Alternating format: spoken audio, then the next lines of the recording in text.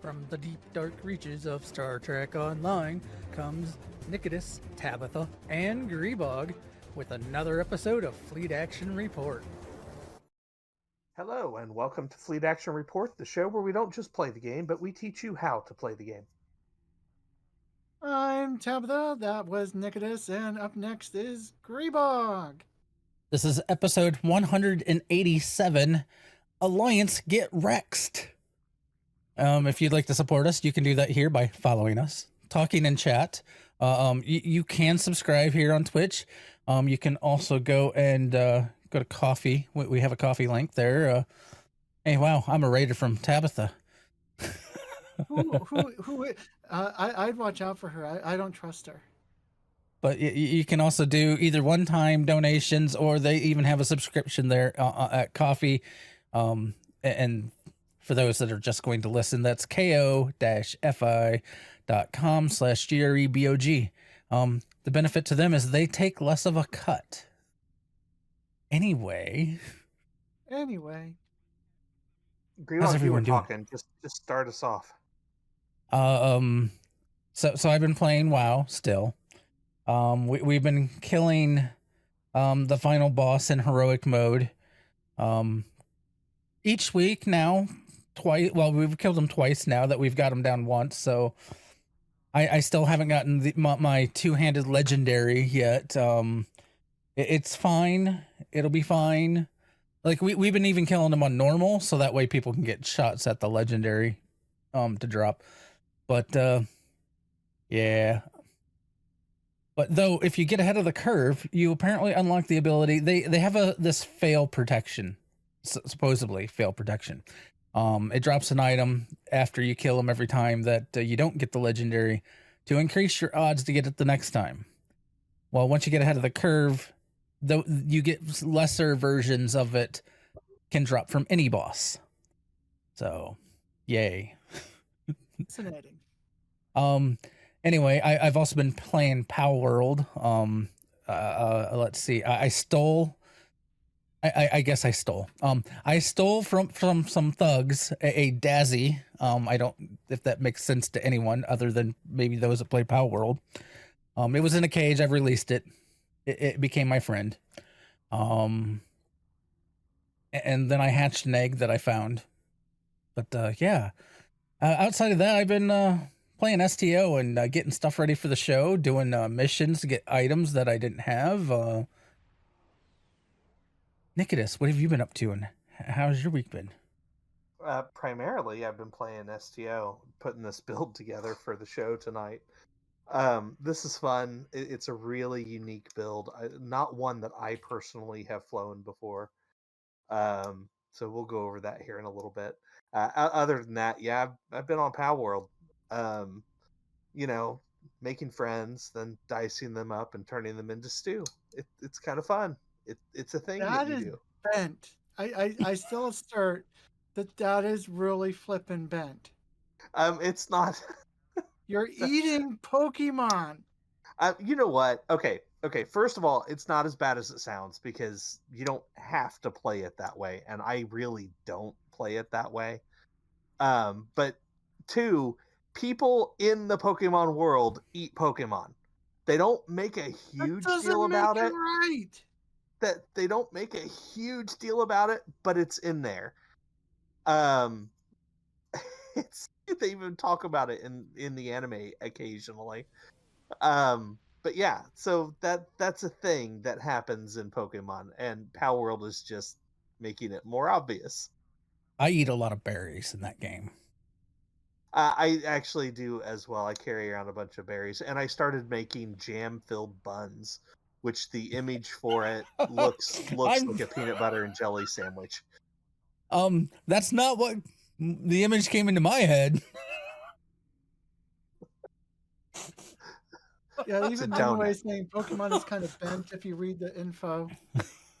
It is. I mean, it's really a little crazy. Like they even talk about in one of the games, I don't remember which one, but in one of them, it talks about a certain tail of a Pokemon being considered a delicacy. Like it's a thing.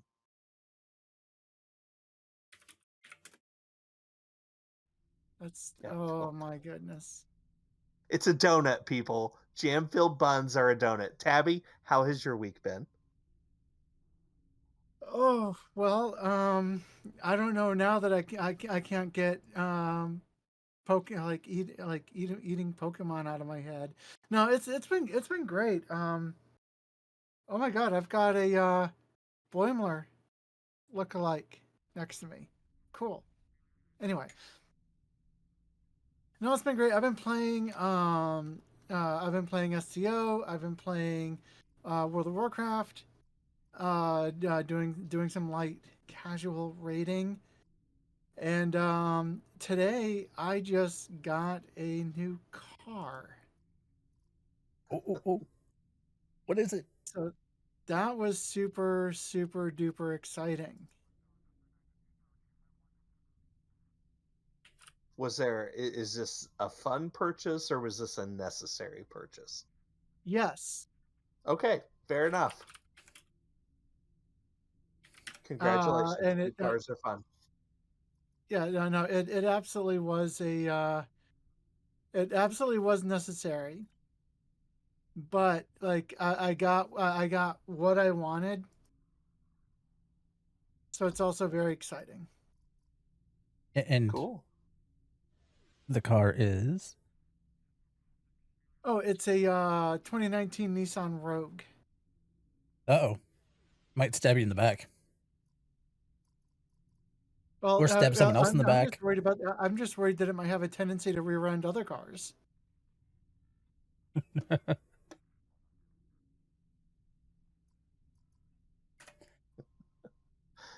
It's got me stuck on trying to beam up Damar Khan or Kane, apparently. It won't let me skip past it because I'm not actually on that mission. Oh, that might be me, but you know. That's kind of funny. All right, so for this week in STO, take us away, Grebog. So we have the 14th anniversary going on now. You have until February 21st to get your 40 completions, which you can get 2 completions a day by doing various aspects. It tells you in the nice handy dandy list on the event, which is by running missions. There's 2 missions that you can run. You get 2 completions. There are 2 TFOs you can run for 2 completions each. Or you can do on 2 different characters the Omega particle stabilization. And then you get the glorious Alliance Rex ship here. You can also see that as Nikodas is flying it around. Here is what it looks like before it gets painted or changed any way, shape, or form. I have painted mine because I always paint my ships. I just threw the Dominion Vanity Shield on mine. Though something, if most people don't realize, on the rear of the ship there is yes, you have the name of the ship, but you also have Klingon writing back there. Fascinating. If no one noticed that. But that was pointed out. Trizander pointed that out in one of his videos, and I think it was on the live stream. But yeah, I was like, I might not have never noticed that if you didn't point that out. But yeah, so there you go. Does this ship still disappear in the engines?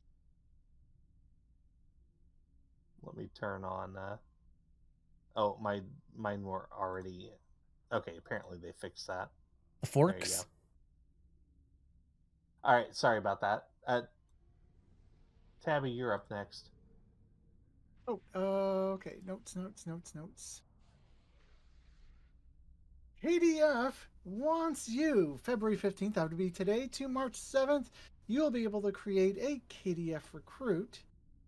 For those who don't already know, these are specialized recruits for the Klingon Empire, modern era only, and those don't have to be just Klingons, but can also be like Orions and other beings under the modern era Klingon category.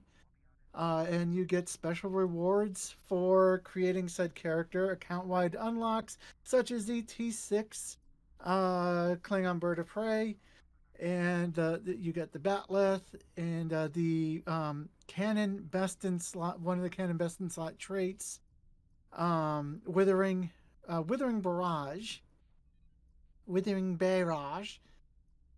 But also and keep in mind you do not have to get all the way through all of your tasks by the end of the recruiting event. You just have to get your little transmitter thingy, which doesn't take that long. You start up your character, you go through the thing, you go into the holodeck, you come back out, and some dude says, "Psst, look under the panel." And then you pull the thing out from under the panel, and there you go. You got your transmitter. You're now a recruit. Congratulations. You can complete the rest at your leisure. Yeah, you're a recruit forever. And ever and ever and ever.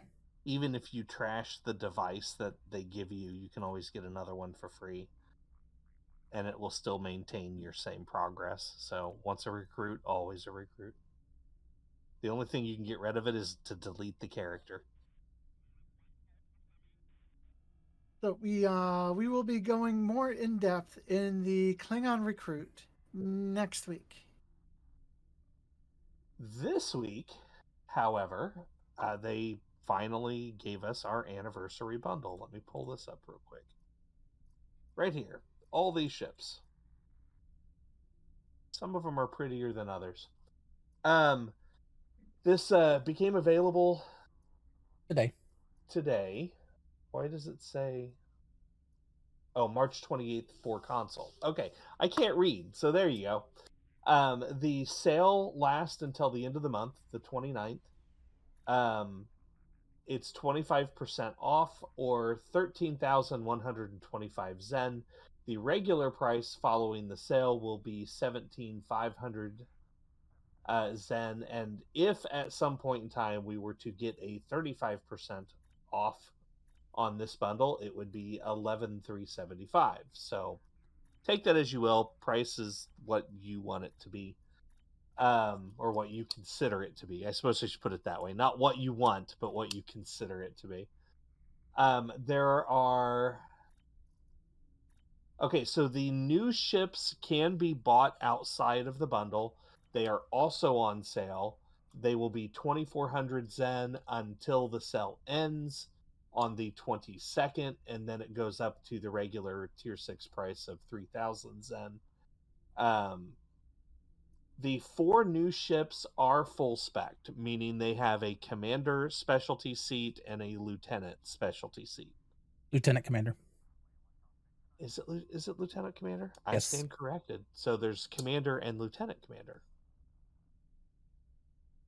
The ships are as follows. You have the Atlantis Temporal Destroyer, the Ahwahnee Command Carrier, the Chekov Intel Science Warship, the Princeton Miracle Worker Cruiser, and those are the 4 new ones. And then you get the the Heavy Cruiser Refit, the Recon Destroyer Tier T6, and it doesn't show that one.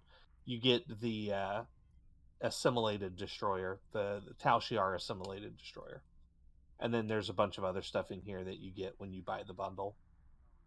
It does show it. It's the one top left next to the Shiar is the Lafayette. Oh, I like the update to the Niagara, the Princeton.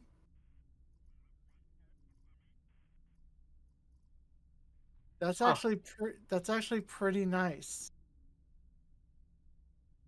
So it's a Lafayette Recon Destroyer we already had, but we also are getting the skin for the New Orleans. Yeah, there you go.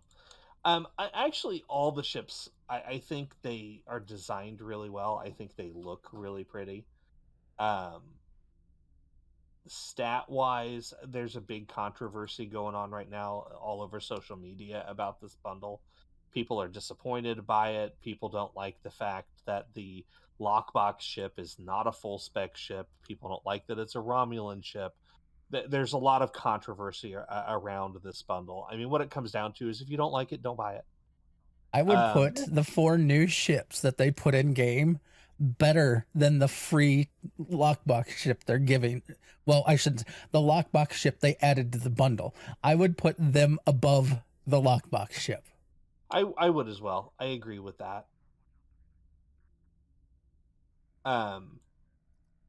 It is definitely compared to the ships we're getting. I mean, they're not legendaries, but they're close. Stat-wise, they're pretty good. They're at least equivalent to the Terran ships we got last year. Yeah.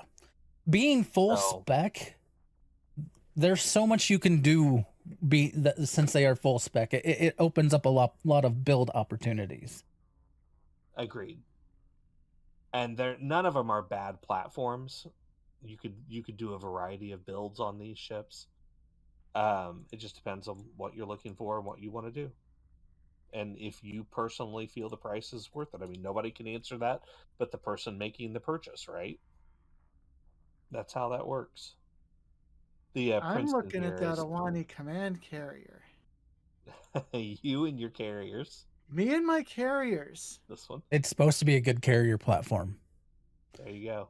It's pretty. I like it. The Temporal Destroyer is supposed to be a very good platform for beam overload or a do science build. Is what people are talking about for it. But anyway, let's see. The fluff stuff, you get a Type 3 EVA phaser rifle, and it gets bonuses when you're in an EVA suit. You get a special requisition pack Borg Kingdom Interceptor probe. This is a frigate hangar pet. It's spelled wrong, so I've read it how it's spelled. There's a ground trait called Liberated Borg Kingdom Nanoprobes, and then a space trait with the same name.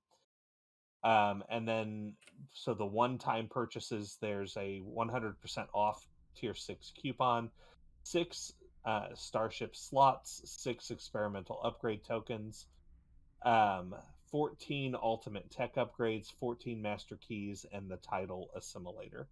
So that's all the fluff that comes in that bundle, along with the ships that we mentioned. There was also some unhappiness about the number of experimental ship upgrades, because we're getting 4 new ships. Technically you're getting 6 ships, because you get the Shiar one plus the Recon one, and they only give you enough to upgrade them once, or you can only upgrade 2 of them all the way with the 6 experimental ship upgrade tokens. Meaningful choices. Some people are complaining about that, and I'm like, I get it, but that's all they've really ever given us. So I mean, it's enough to upgrade each ship once. Yeah. You just can't get the second upgrade. Or you just pick your ship that you want to upgrade all the way. Yeah, pretty much. I don't like that Intel Science warship. Like a shovel. The Chekov, yeah. It's got a... I'm not a big fan of the hammerhead or shovel appearance that it has with the saucer, but I mean, though you probably could kit bash it, put on the TNG saucer onto the rest of the Chekov parts. That would be interesting. I wonder what that would look like.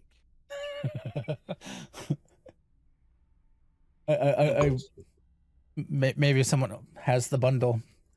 I'm still debating what I want to do. Anyway. Sales. Everything must go. They are doing a Zen charge bonus from now until the 22nd. You get 20% extra Zen when you make a Zen purchase. So if you are looking to spend real money to get your Zen, now would be the time to do it. That does not mean you have to buy the bundle. You don't have to buy anything with it. You could just charge up your drop extra Zen into your account and sit on it for a sale that you've been waiting for. Also, they are doing a sale on KDF. It said everything KDF must go. Or, I mean, like there's the Klingon Defense Force Captain bundle. There's, I believe, almost every bridge and ship and outfit for the Klingon Defense Force. It's if it's related somehow to the KDF, that is all on sale for 25% off. So if you're looking for some related stuff is on sale too. Yeah. And then they have the Start Your Adventure. Everything is from now until the 22nd, and the Start Your Adventure is 25% off. As apparently I can't spell, I put pug the following. What did I? Oh, probably with the following of the following. There, yeah. And the Start Your Adventure includes services, uniforms, personnel, and starter packs. So, if you're needing more slots, for bridge officers, ship slots, dry dock slots, they are on sale right now as well. You need more duty officer slots. Doesn't look like the duty officer packs themselves, except for the Klingon Empire duty officer pack, which is part of the Klingon side sale. But yeah. And if you want uniforms, those are on sale. Oh, I can complete my set of uniforms that I don't have. I have so many uniforms. I have collection problems. Anyway, there's a lot of sales going on. Check the Zen store for anything that you may or may not want. If you don't want it, then just pass it on by. Or give it to Grebog. I mean, we accept donations. Sure. Oh my god, there's a flight deck Raptor. That thing looks cool. Let's see. I have not looked at enough of the. I'm gonna, Tabby, you want to grab the next one, or you want me to do it? She's looking at the sales. The line at Pavo from the 15th, which is today, to the 7th. 14 days of progress. To earn the rewards, you get the Pavo Proton, not anti-proton, Proton base set. The Omni Beam is a beam that reacts to cannon firing modes. And this event starts the next year-long event. And bonus, you no longer have to choose between rewards at the end of the event. So if you complete the year-long event, you earn all 3 of the promotional ship, the 2 Zen ships, and 1,500 Lobi. So exciting news there. Now, wow, the blog said one thing, and this is definitely saying 14 days of progress. The blog also said that the Omni Beam would react to cannon firing modes, but the tooltip here does not say that. Yeah. So take that as you will.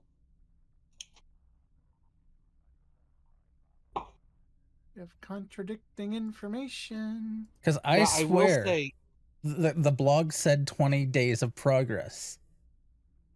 And this definitely says 14 in game.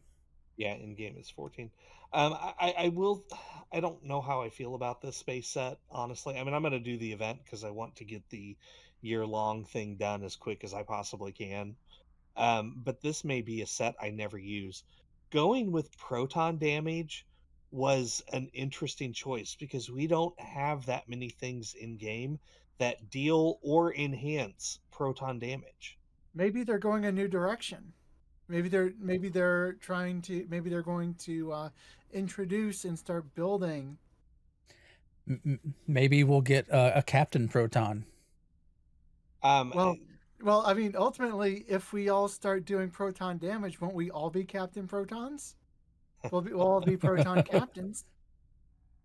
I mean, more support would be great, but it just seems like a weird choice to come up with a set that you have very, very limited ways to boost the damage on. I mean, I don't know. I mean, you could do it like an all damage build maybe and go with that, but the console on its own may be, because like if you look at the console, it is 8% fire cycle haste for energy weapons. And yeah, it boosts proton damage, but if you're looking for more fire cycle haste, I don't know if 8% is enough to grab it, but it does also cut down shared cooldowns of cannon firing modes. And I don't know what the set 2 and set 3 piece bonuses do, so those could be interesting. I don't know. It's an interesting choice. I'm not saying it's bad. I'm just saying it's interesting. It's odd, a little weird. All right, so moving on. Oh, were you done, Tabby? I'm sorry. Oh yes, I am done. Okay, so moving on to our primary target today, and there's been a lot of people curious about this. So first of all, before I get into the nitty gritty of the build here, I wanted to specify one thing and make sure everybody is on the same page. Going forward, all of our builds that we do for the show are going to be budget builds. And the reason for that is that there are already so many really great content creators out there that do high end builds on ships that we wanted to be different. And we wanted to lean really heavy into our idea of teaching people how to play the game. So all of our builds are going to be budget builds. Now that said, taking this as a budget build and turning it into a high end damage build is not going to be difficult. There will be different traits that you want. Primarily it's the traits. Some different consoles, but primarily it's the traits. I originally did this build as a phaser build, but due to a suggestion of a very good friend of mine, it was switched to a Polaron build. So this is Polaron, but you can do it in almost any damage type as you see fit. And as always, when we link this onto our YouTube channel, the notes are going to be with it, and the notes will include access to the spreadsheet that we used to put the build together. I'm going to run through this real quick, and then we'll go blow stuff up so you can see how it functions, in person. Okay, starting off with weapons. Now, I did throw the Polaron quad cannons on here. If you have them, use them. If you don't, you can either put just any quad cannons or like dual cannons or dual heavy cannons, whatever you have available or whatever you want to get. Any of those will work. Then I've got the Piezo Polaron dual cannons, and these come from the Lucari rep. I've got the advanced Temporal Defense Polaron dual heavy cannons from the Temporal rep, and the Chronometric Polaron dual heavy cannons from the episode in the Temporal Front, Time and Tide, and the Morphogenic Polaron Energy Torpedo. This comes from the episode in the Gamma Quadrant titled Home. All of those deal Polaron damage, although to see them shoot, some of them are different colors, so it almost looks like a rainbow build, but it is all Polaron, I promise. As always, the deflector I'm using is the Elite Fleet Intervention. This comes from the Fleet Colony World. I am using the prevailing innervated impulse engines from the competitive reputation and the mycelial I can't talk all of a sudden mycelial harmonic core and the Teely modified shield, both from the Discovery rep. That's pretty much the meta for the equipment right there. In the aft slots, keeping with the cannon theme, I've got the advanced inhibiting from the Gamma reputation and the Morphogenic Polaron again from that Gamma Quadrant episode Home. The experimental weapon comes from this ship itself. It's the inertial Polaron Shunt. Grebog, I believe the damage has been increased by the consoles and stuff. Did we confirm that? I believe so. One way to do it. Here, you keep going. I'll take my consoles off. Okay. The universal consoles I've got now. This is the slots we get from upgrading the ship. I went ahead and threw 2 extra tactical consoles in here. I've got the chronometric capacitor and the morphogenic matrix controller. The morphogenic again comes from the episode Home. The chronometric comes from an episode in the Temporal Front called Time and Tide. So there's some repeats there if you want the full set. The 2-piece set bonuses on those do add. Ooh, that's the wrong thing I wanted to look at. More details is what I wanted. So for the chronometric set, the 2-piece gives aux power setting, and the morphogenic set, which I actually have all 3 pieces, you get reduced recharge time for your firing modes. And then this is what we really wanted, the hyperactive morphogenic enhancements. Whenever you activate a certain firing mode ability, you gain a unique buff. We're using scatter volley, so every time we activate scatter volley, we get a 10% crit severity increase. This maxes out at 30%. And then we also have torpedo spread, so our damage goes up as well. These buffs stack, so you can end up with a 30% crit severity and a 22% damage increase, and that's all damage. So we want to keep that. That's why I'm using the morphogenic torpedo. Even though a lot of builds that use it will tell you never to fire it, I'm actively using it because I didn't want to throw it on the back and lose one of the buffs back here. So take that as you will. In our engineering console slots, we have the Ordnance Accelerator. This comes from the Gamma Rep, and we have the Piezoelectric Focuser, which comes from the Lucari Rep. Both of those, we also have the 2-piece set bonuses on. So for the, let me get it right, for the Ordnance, Task Force Ordnances, that's what it is, we get a static 10% Polaron damage and 10% turn rate. And you'll see why the turn rate's important here in a little bit. And then for the Piezo, we get an additional 15% Polaron damage and drain expertise. That's what we're looking for out of that one. For our science consoles, we have the Chronoton Drive Actuator, which comes from the Temporal Reputation. We've got the flagship tactical computer. This is a Zen Store purchase. It is one of the few ones that I have on this build. This comes from either the Tactical Star Cruiser, Tactical Battle Cruiser, or the Tactical Dreadnought, depending on if you're fed KDF or Romulan, or it comes on the Legendary Verity or the Legendary Scimitar. So there's lots of ways to get that. We don't have any of the set pieces with it, but this by itself adds 19% damage. And when you activate it, it gives you a bunch of stuff: fire, cycling, haste, turn, and flight speed. So all around good there. And then the other universal console we've got comes from this ship itself. It's the Elite Alliance Squadron Beacon.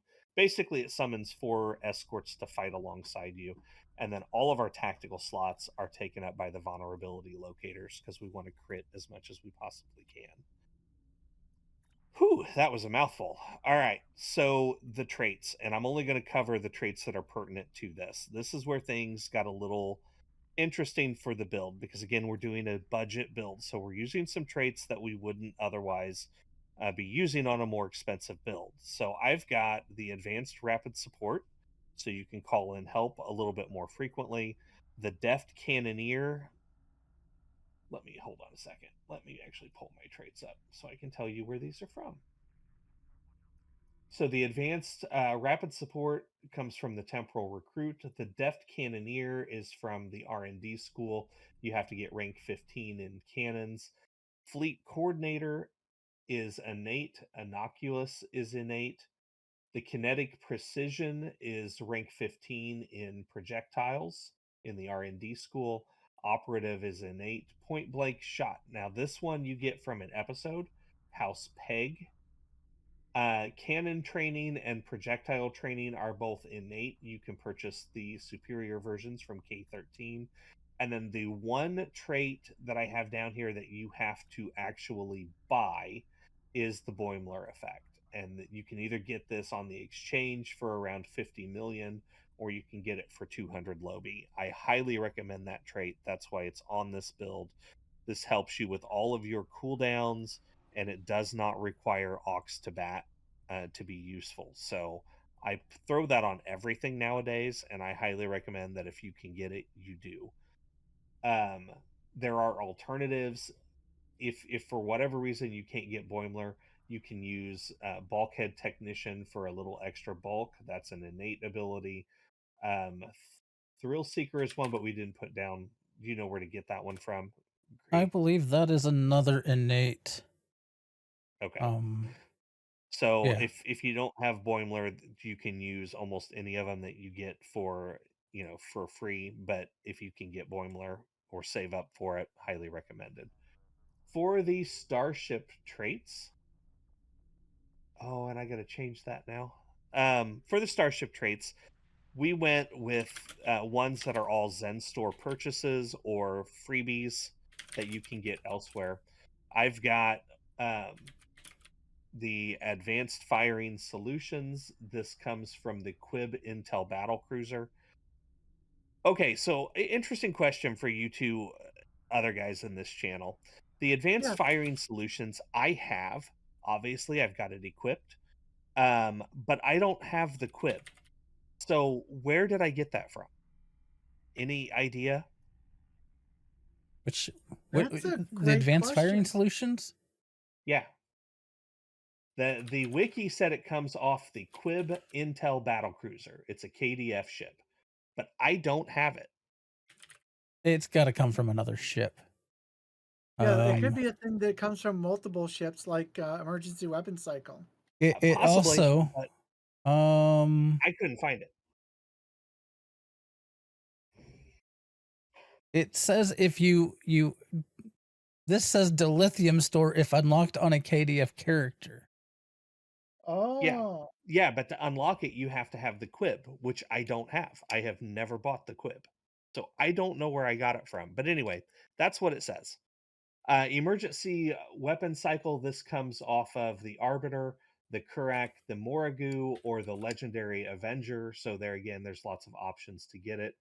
History Will Remember comes from the support cruisers or their legendary versions. The Critical Systems comes from the Temporal Agent Recruitment event.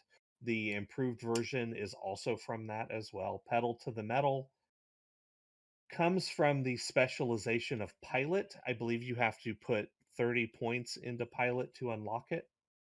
And then the superior version comes out once you put 45 points into the Pilot specialization. Inertial Supremacy comes from the ship we're flying, the Rex. And Withering Barrage, which increases the amount of time that Scatter Volley is up. There's several different escorts that this comes off of. The Legendary Defiant, the Valiant Tactical Escort, the Core Bird of Prey, the Legendary Burrell, the Machla Bird of Prey Refit, the Legendary Talis, or the Malem Light Warbird. So take your pick. And actually, the way that you can get it for free is by rolling a Klingon recruit and getting that free T6 Bird of Prey. Which is not on my list, but yes, that one comes with it as well. Let's see. And then for the space reputation, now the one that's interesting here, it's pretty standard, but I did flip out one of them for, and it messed it up again. My space reputation is not staying put like it's supposed to be. So we want the advanced engines to help with the turn rate. Then we want the advanced targeting systems, magnified firepower, precision, and Tyler's duality. And I need to fix this. Again, this is getting rather annoying. Everything is working as intended. It's a feature. Not a bug, right? Advanced targeting, and then it's copying precision twice, which I also don't get. And magnified firepower. There we go. And let's try to save the build again. Okay, and that covers all the traits that we needed for this build. For your energy levels, you want weapons at 100, engines at 70. For your specializations, I went primary pilot, secondary intel. I have down on my list strategist. Either one will work. I'm going to change this though. Pilot again because you want a little bit extra turn rate and whatnot, and again we'll show you why here in just a minute.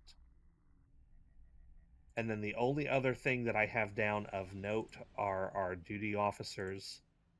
I have not unlocked the 6th one yet, but it's pretty standard. You want the stacking crit for energy weapons, both chance and damage or severity. I went with the emergency con hologram because I love being able to zip around the battlefield. The exocomp for the additional buffs whenever a battery is used. And then the improved hazard emitters with the mirror Hakiv there. For what it's worth, the red matter capacitor, which I throw on all of my ships, counts as a battery. So anytime you activate Oh, that, nice. yeah, it triggers the exocomp. So you can pretty regularly have a buff there with a reusable battery. The last thing I want to go over before we go blow stuff up, and this is just real quick here, is our stations. You can use whatever officers that you want in here. I've got 2 Romulans with SRO. I've got Knox over here, who is one of the Watchers with, what is theirs called? Watcher Operative. SWO, I guess. SWO.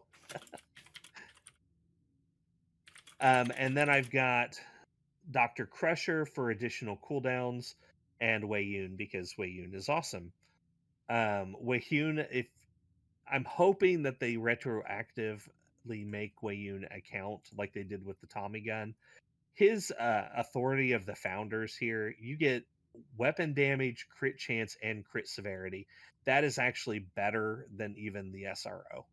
So if you can get Wei Yun, use him. For abilities, I went with the universal spot. I went with a science officer, hazard emitters 1, science team 2, and photonic officer 2.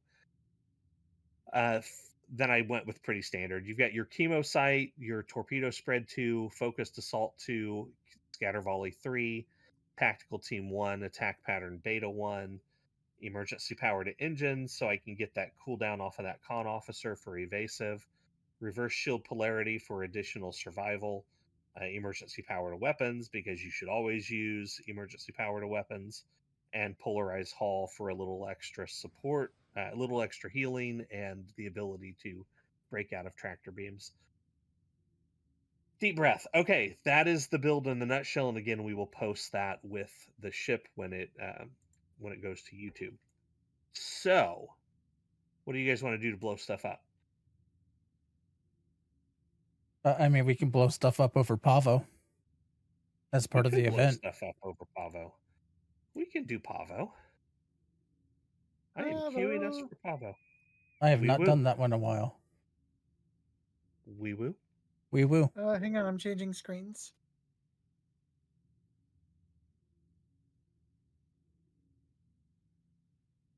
This is going to be interesting. Running this ship at Pavo. Wee woo. Okay. I have not done Pavo on this ship. I have only been running this on the Borg stuff. One of my friends, I did 359 with one of my friends the other day, and I ended up peeling across the top of the Borg cube where he was sitting, and it was hilarious because I went by so fast he literally did not see the ship, and he was like, "Whoa, what was that? Was that you?" It was hilarious. Oh my god, look at all of our bug ships. Oh, there's 4 of us. And one. Well, this is either going to be really good or really bad. So with our wingmen, there's 12 All right, here we go. So I went real heavy on this build with the hit and runs. Oh, and they tractor beamed me right off the bat. 2 tractor beams even. So the idea is to go through the enemies, deal as much damage as you can, turn around and do it again, which is why we needed the extra turn rate and all the stuff to help you turn around even faster. Not that this ship, you know, doesn't already turn on a dime, but still. Yeah, I didn't quite get all the pieces together in time, so my ship doesn't perform quite as well as y'all's. What are you missing, if you don't mind my asking? Quite a lot actually. Okay. I logged in, discovered that a lot of the time-based currencies on this character are broke. So it's not that I can't get the stuff, I just didn't have time to get the stuff. I gotcha. That's why I wanted to, you know, make it as cheap as possible, though. So if nothing else, you just take the time to get it when you get a chance. Oh yeah. I No, also go ahead. The build is 100% like viable and achievable. I've actually been using the build on advance. I mean, we can run a patrol after this if you want, just to show it on advanced, because this is Sure. all normal. Oh, but I should have combat logged it. Oh well. I've been running it on advanced, and it's been doing just fine. Multiple enemy signals on sensors. Get ready.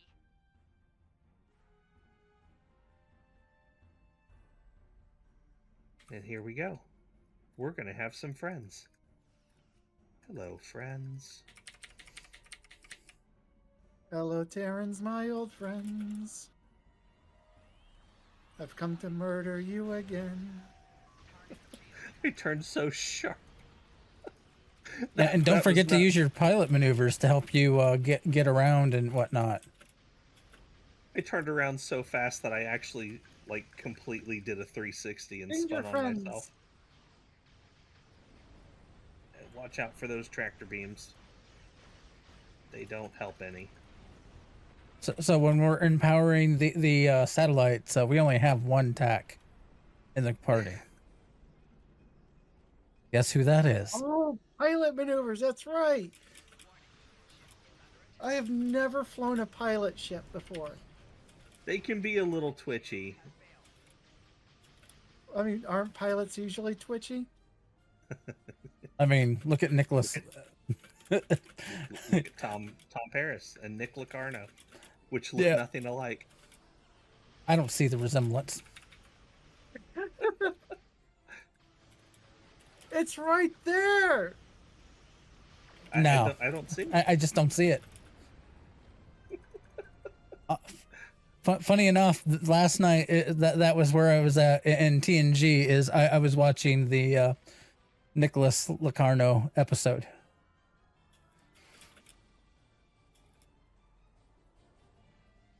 Ah, the starburst maneuver. Oh, that hurt a little bit. Dude, I Just took as long out as you that don't whole do the group. Janeway maneuver. Don't forget the Picard maneuver. Got to adjust that uniform. Does what happens if you do the Picard maneuver while you're doing the Janeway maneuver?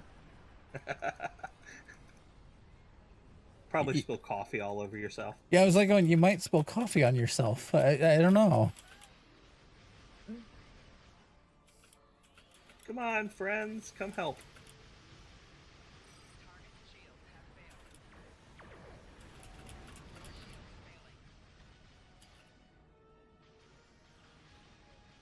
Another thing you could do, if you don't want to use focused assault, because that comes out of an episode, so if you don't want to have yet another episode to run, you could throw in attack pattern gamma in there, and that's another way you can break holds and tractor beams and stuff.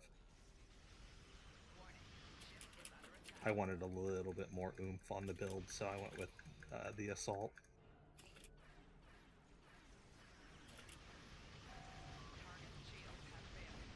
I'm just leaving full throttle on and flying around. Yep, me too. Well, we've got a trait that benefits from that. The ship itself benefits from that. The experimental weapon benefits from that. I like this ship. It's spicy. I have never done a hit and run build like this before, where it's literally designed just to do strafing runs.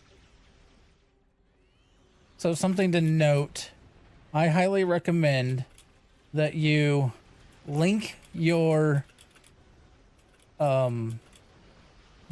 friends, and so when you give them an order, they both do it.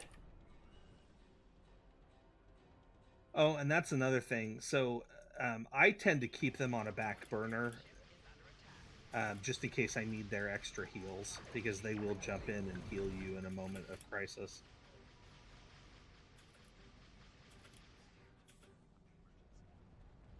Hello, Nuclear Triad. Hey, Nuclear Triad. Welcome, welcome, welcome. I got 3 tractor beams on me, and they're still not holding me. Hello and welcome. We are showing off the Rex and the build that we put together. It is a, I would say it's pretty much I don't know if I would say 100% free to play, but I mean, because it does take some zen to get some of the ship traits. It's budget friendly. Budget friendly would be a good way to put it, yes, because it's not like you need lockbox ships. Nope, no lockbox, no legendaries. Most of the traits are free. There's only one that isn't. Tabby, I think you scared them off. The bad guys. They just warped out. I don't blame them. Satellite upgrades are now available. This is a good time to regen some shields if you need it. I do think this is one of the better event ships that they've given us in a while. No, wait, no. I don't want to upgrade this one. I'm engineering. I don't want to upgrade anything. You're gonna have to, because the only tack is me. Oh, I'll get what I can, but I'm literally the only tactical player in our group. oh, this is gonna be interesting. It's a normal, so it. I was like, at the very least, if Nikodas gets the rear ones, then that will keep them in play even when we're not. No, I bypassed that one. I'm gonna miss it. Yeah, he beat me to it. Oh well, If I'm going you back have to Alpha. I'm going back to Gamma. If you have to, I would put engineer on the front or the side ones. As in the outside side. Enemy flagships are coming to attack. Wherever the enemies are spawning, put it closest to where they would spawn, because that would be the most effective, even though it's not great. Here we go. I have friends. And same with Come the here. science.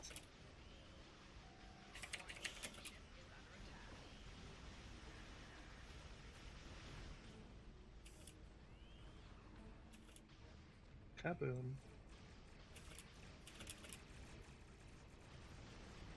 And now we got a dreadnought to shoot.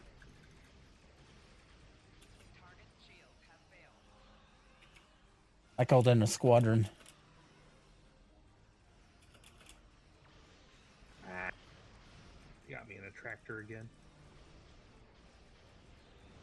Man, I don't remember the Terrans using tractor beams that often. I'm moving so fast, I'm not getting a lot of frontal shots off, because by the time I get turned around...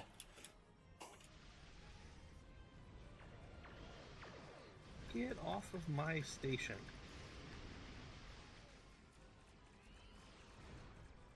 I will say the tractor beams are putting a damper on me a little bit, because I can only activate my ignore tractor beam abilities so often. There we go. I also am experiencing some rubber banding. Yep. In here. Work There's isn't a lot of working that as going on intended, though, these right? days.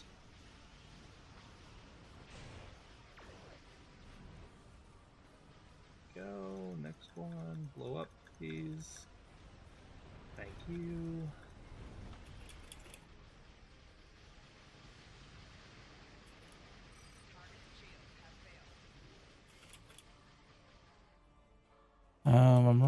People don't know what a pilot ship. Yeah.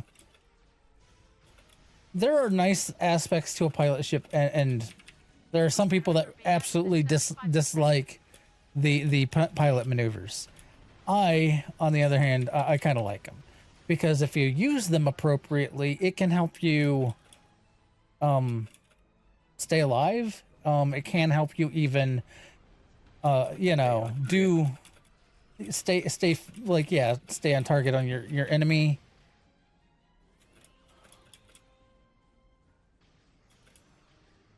So now that the lag is picking up a little bit, I am getting some delay on weapons firing. I had that problem earlier when I ran this on a different character on Katis. Yeah, I'm not. It's the same sort of thing. I'm suddenly not blowing things up as effectively as I was. Yeah, I'm not shooting. Like, it's just not registering that they're in front of me and within range until it's like way too late. I know the server is having some issues with newer abilities and stuff, so this is what they've been complaining about.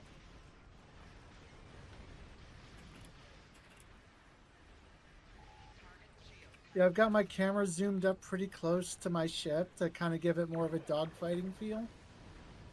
You can set your camera to follow as well, which would help that. I thought No, about doing I still want to be able to pan around a little bit.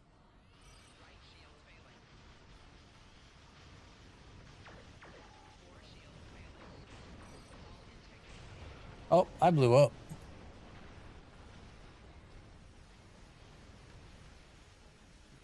Gonna go get this group.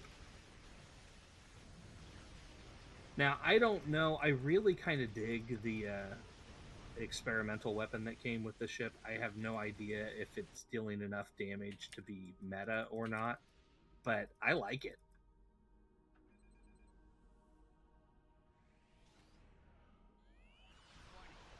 And plus, it's a free experimental weapon that's not the electrical shock thing. Right?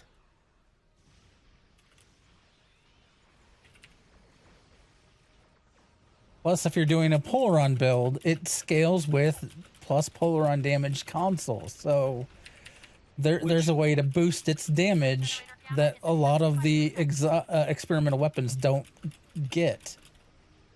Get off of me, dude. Those tractor beams, man. Is this the first one that we've gotten that increases with equipment? I don't know. Well done. Other than all damage. All damage will work, I imagine. They come back, we'll be ready for them.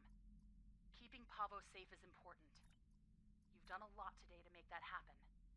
Thanks. Okay, we only got one daily progress, which is the right thing. I was just checking because sometimes they oops.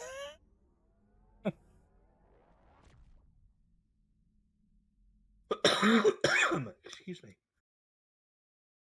All right. So I can close some windows here. I don't know if that will help with the lag, but it can't hurt. Well, if we're all having the lag, it's not. It's not you, it's them. Let's do the patrol with the Ferengi. Kinbar, right? No, not Kinbar. Ninth. Kinger. Ninth roll. What difficulty? I've got it set to advanced, and I am launching.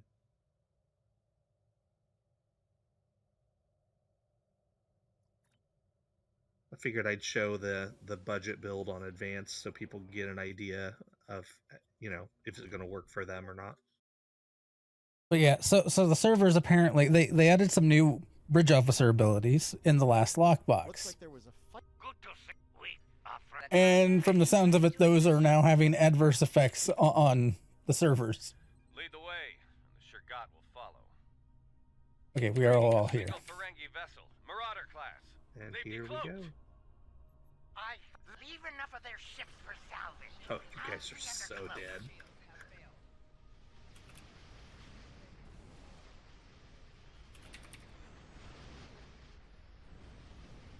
And that guy blew up before he even fully...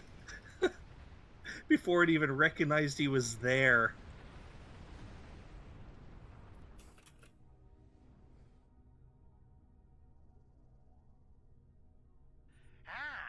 Before he... You treacherous! And there go the torps. This deal gets worse by the minute. Did the Valkyrie captain sound cheerful there? I heard some The cheers. only issue is that to get the most out of this build, you can't stop moving. So there's no just sitting and shooting. And there are some people that love to sit and shoot, which is fine. It's just not the play style of this this setup. Now that's not saying that you couldn't make it that way. It's just what we're using is really focused on the hit and run stuff. That was sort of their intention, like with the trait and stuff that they put onto the ship.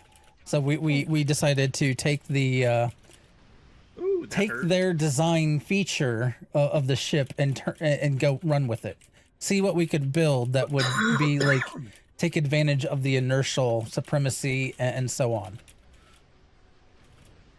And then I found pedal to the metal, and I'm like, oh, that just fits perfectly. Yeah.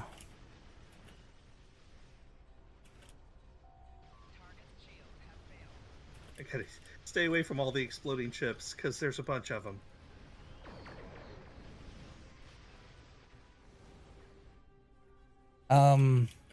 Nuclear Triad saying it's about maximum speed possible, not actual max speed.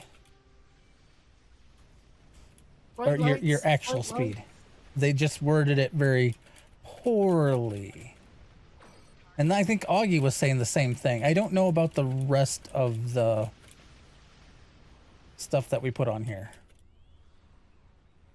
I'm curious. The pedal to the metal specifically states that if you, like, all the stacks of the bonus damage go away the moment you are not going full throttle.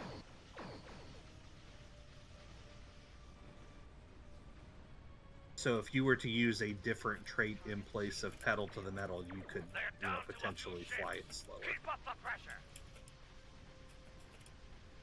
And we are done. So there you go, guys. The budget build on advanced, and we wrecked this. Modron's on his way to a federal.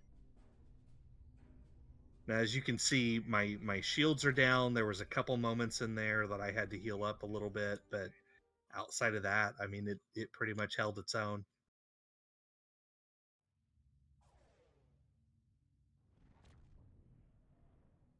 Okay, Nuclear Triad is saying, but the new Rex trait and weapon do not require you to be moving, just have a lot of engine power.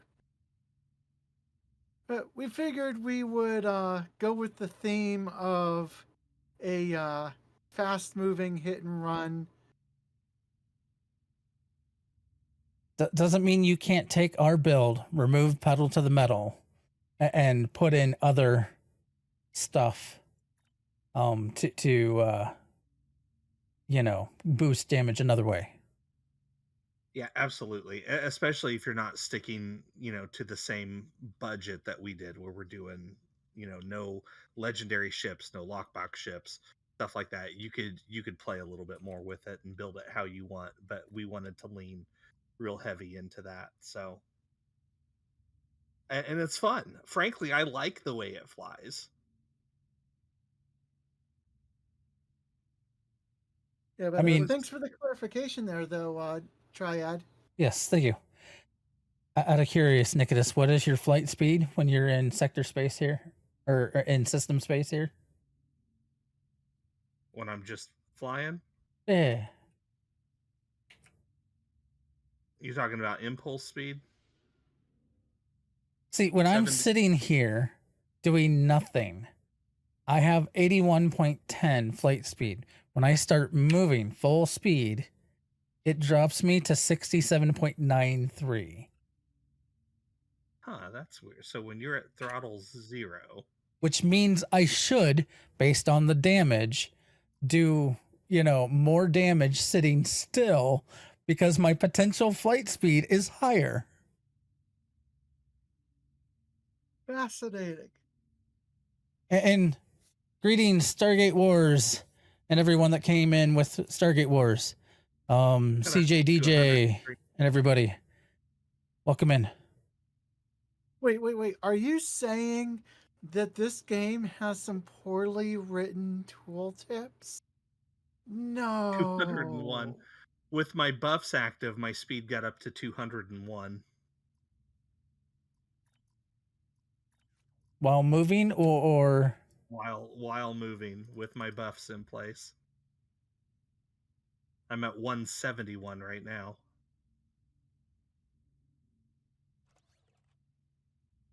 Backstabs in chat saying I think it was you who said to go with the Matha Raptor. Yeah, I love that ship. The Mata. Doesn't it have a decent trait? This is one of my all-time favorite KDF ships that they've put in the game so far. The Mata, however you want to say it, Mata. Overwhelming power is the trait. Beam overload. So if you're doing a beam overload build, it's a great trait. Apparently, the trait betrays you. It sounds great. Triad respectfully disagrees.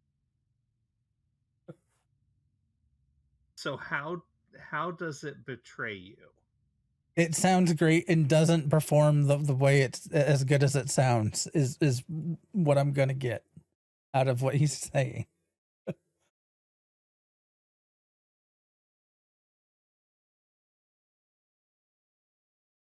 Let's see here. I mean, and that's the way. There are some things in this game that sound like it could be amazing, and then when you put it into practice, it just some reason doesn't stack up.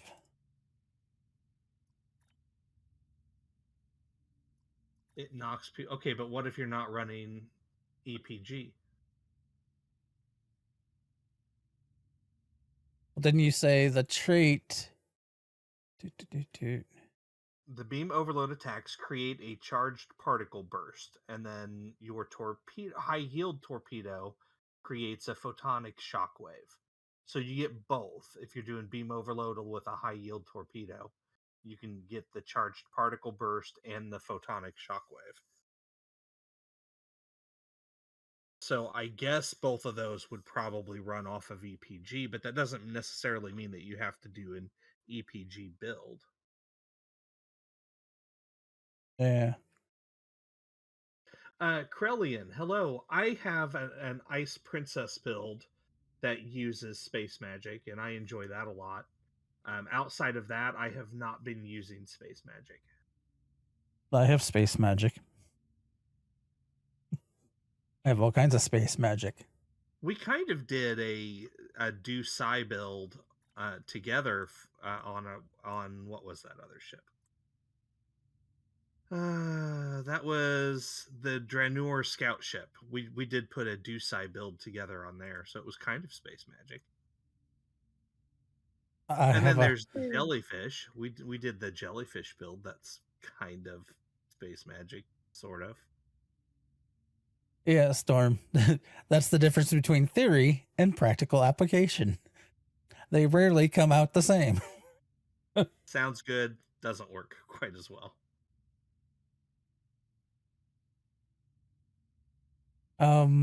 So like I have a tank Psi build on the compiler. It is a very potent build. But I also run other ships with various science. I have some that are meant to be more of a control setup, and I have some that are meant to be more of a EPG DPS build. So my Ice Princess is definitely a DPS build. Definitely. Yeah. All right. Well, that's it for me. You guys got anything else? Next week, we're going to be looking very heavily at the Klingon recruits, going over the fun stuff and the not so fun stuff aspects of that. Anything else we need to talk about? I feel bad leaving with this many people actually in our chat, but I still have work in the morning. I could potentially go longer. Just it wouldn't be the show. Like, you know. So for those that don't know, we record the show. We start at 10 p.m. tonight on Thursdays, and record a live episode that then gets put up to YouTube. It is not normally a like we just record it live because that's the way we roll. And we also, yes, we do play regularly. I do need to do some stuff on recruits, or I could even do my daily stuff and just chit chat. After everyone's like, Nikodas has to go to work early. I don't know about Tabby. Probably also has early. I got to work at I got to work in the morning as well. But Grebog can stick around and continue.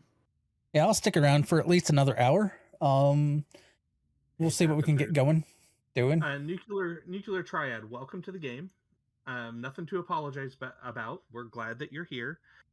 Check out our Fleet Action Report Discord. I'm able to get on Discord from work, so if you have any questions, you can hit me up there. Nuclear Triad was saying that he is new to us. I think new to us, not new to the game. 10-4, gotcha, on that page. Welcome to the show, then. Let me correct myself. You're still welcome to join the Discord and come chat with us, even if you don't have any questions. Which is where I was going with that. Come talk to us. Hey, look, it's the AFS Commonwealth. I don't know why. When I did the random names, the Dalata Klugat came up, and I was like, I don't know. It's a weird name. I thought I'd keep it.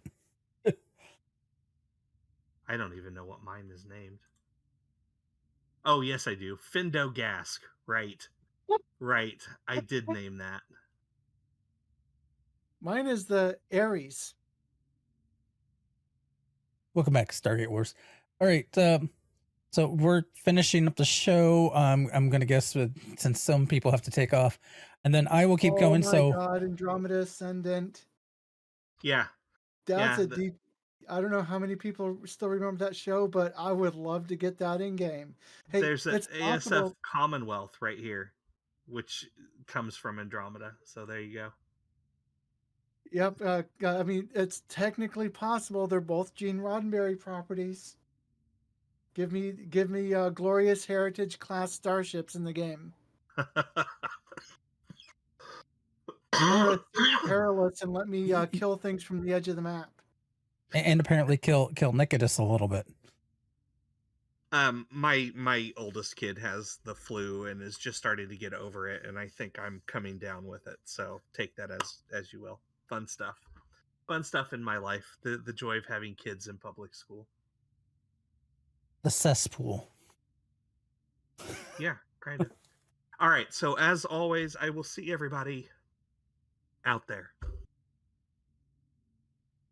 All right, I'm going to head off too.